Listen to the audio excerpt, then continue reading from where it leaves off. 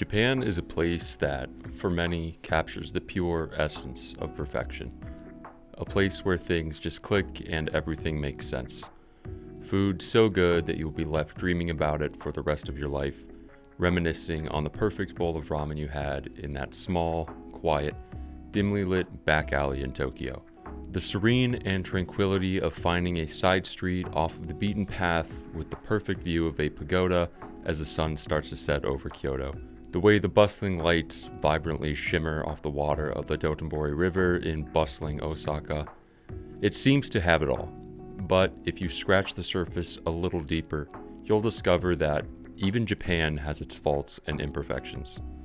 Today, we are talking about 5 things in Japan that are genuinely annoying, frustrating, and just don't make any sense. To start things off, let's talk about napkins. Imagine you walk into any restaurant for some curry. After you get this divine curry and rice dish, in your haste to devour this perfect dish, you spill some on your new Uniqlo shirt and get some on your face. You reach for a napkin and try to clean yourself up, but to your horror, the napkin feels like it has a thin wax coating, feels thinner than paper, and just makes the mess even worse. That's basically the napkins in all Japanese restaurants. I don't know if these napkins are just cheaper or better for the environment, and that's why every single restaurant in Japan uses them, but I know it can't be because of their ability to do a good job at wiping things up. The first thing you will notice about these napkins is they have this very thin wax-like coating that seems to repel the mess and just spread it around and create an even bigger mess. Let's talk about Japanese bathrooms for a minute. Typically hailed as the superior bathroom for a number of good reasons. The toilets are light years ahead of anywhere else, the stall doors actually go all the way to the ground, and there's no gap you can apparently drive a truck through. And I'd say for the most part, they are typically leagues cleaner than just about any public restroom in the US. You've just finished up doing your business, and you make your way over to the sink to wash your hands. You turn on the water, splash some on your hands, and as you reach for the soap, you can't find it. Is it hidden in some fancy dispenser, just like the toilets?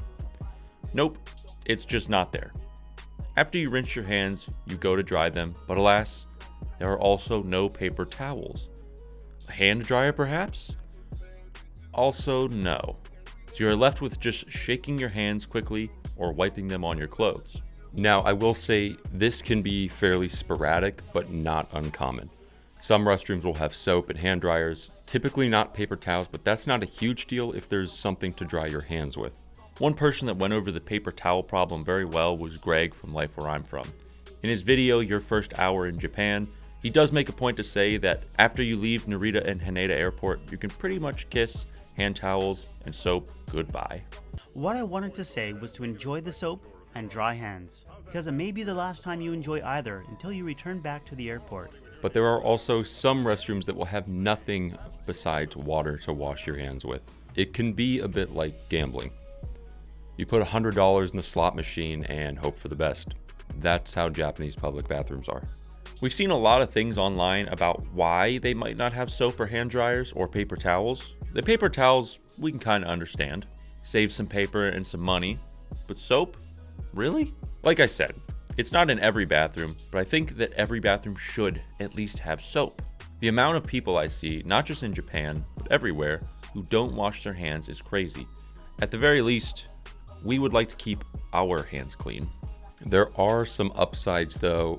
Japan having konbinis on pretty much every corner, they will carry soap, hand towels that you can purchase there and keep on you on your travels in Japan. So if you find yourself at a soapless restroom, keep stocked up on hand towels, soap, and hand sanitizer. Japan has the reputation for being extremely clean. It's really not even a reputation, it's just a fact. It's very clean. Almost every time without fail, if someone asks me about Japan, they always lead with, "Isn't it so clean?" And I'd say yes, Japan is very clean. It's great, and I wish places around me could adopt the cleanliness as well. I see it all the time in comments about Japan.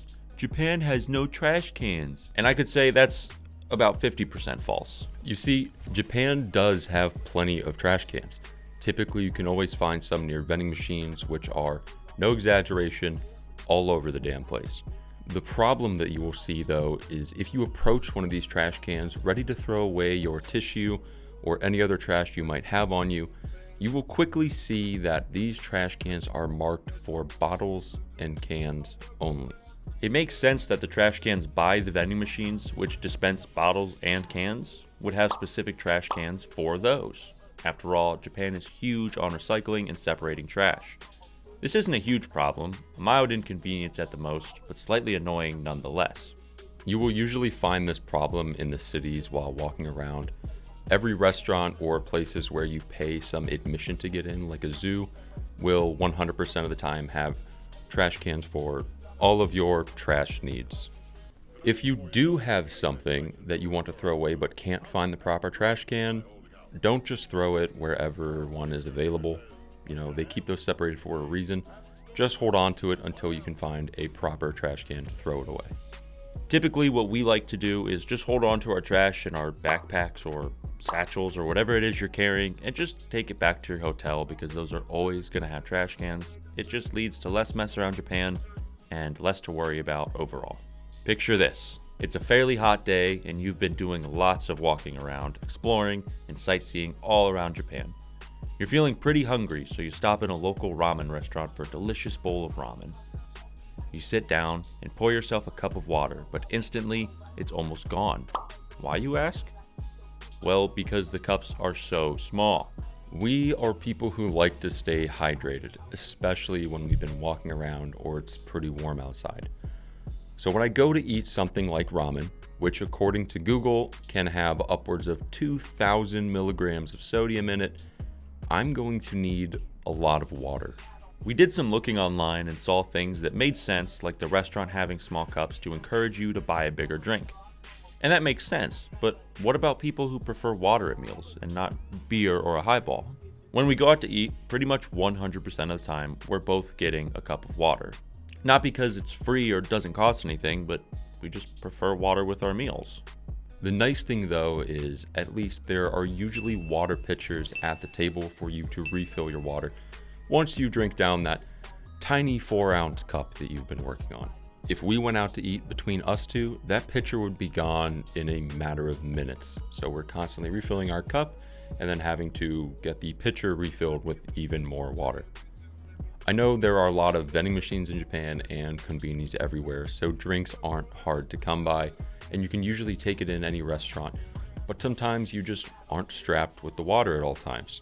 The last one on this list is one that we can see why Japan doesn't do, and that's to-go boxes. The main reason for not having them that we have come across is it could be disrespectful if you don't finish your meal, and it can be a health safety concern to have food sit out for so long. We understand. If someone takes it home, forgets to refrigerate it, and eats it anyway, gets sick, that could fall back on the restaurant, and it's not even really their fault. But I will say this. I see people say this all the time. Oh, Japan has such small portion sizes. Everyone in Japan is so slim because their portions aren't American sized. And that is just not true. Almost every single restaurant we have been to in Japan does not skimp on any portion sizes. I have never gotten food and thought, I'm still pretty hungry. That portion size was just a little too small. Now we understand you can't get a to-go box for a bowl of ramen or take your sushi roll to go. We get that. But when you go to a karaage restaurant, they do not fuck around with the chicken they give you, as well as the bowl of rice and miso soup. Now, both of us love to eat food, especially in Japan, because there's so much good food there. And I think we can eat a pretty good amount of food. So if I, an American who only knows the size gigantic, thinks that portions are big, then they're probably pretty big. And I'd like to eat this delicious food later and not waste it. I mean, just look at these burgers. These things make most American burgers look like sliders. And this. You can't tell me that Japan doesn't have big portion sizes. Every single bowl of ramen that I have consumed, and I'm sure Anthony's the exact same, has been a challenge to finish most of the time. But we do it, but it's not easy, and we are very full at the end of the meal. With all of that being said, a to-go box would be really nice sometimes, but we do understand why they don't do it. So that is 5 annoying things about Japan. If you found anything annoying or mildly inconvenient while you were in Japan, we would love to hear about it. Or if you perhaps completely disagree with the things we've said, we'd love to hear that too. And if you aren't subscribed to Skish yet, you can go do that right now at the subscribe button below, and we will catch you in our next video.